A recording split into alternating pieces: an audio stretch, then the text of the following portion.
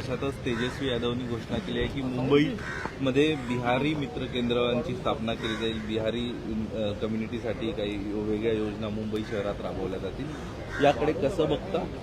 मला तर वाटतं पहिले त्यांनी बिहारमध्ये योजना राबवल्या पाहिजेत की लोकांनी बिहार सोडू नये यासाठी योजना पहिले राबवली पाहिजे. ते सोडून नाही तर धंदे कशाला करताय? आपण एकीकडे बघतोय की आता सध्या जी मनसेची चर्चा वाटचाल किंवा मोर्चे एकंदरीत आपण महाविकास आघाडीसोबत करताना बघायला मिळतं. तिकडे देखील महाविकास आघाडीचाच मुख्यमंत्री पदाचा चेहरा म्हणून तेजस्वी यादवकडे बघितलं जातं. आमचा काय संबंध महाविकास आघाडीशी?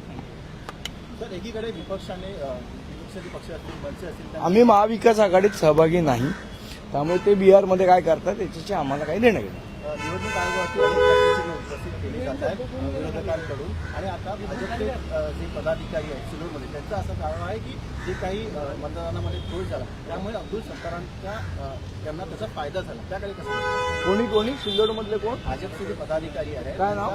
भाजपच्या पदाधिकाऱ्यांचा असा आरोप आहे की सिल्लोड मला असं वाटतं माझी विनंती आहे त्या भाजपच्या पदाधिकाऱ्यांना त्यांनी 1 तारखेच्या मोर्चात सहभागी झालं पाहिजे.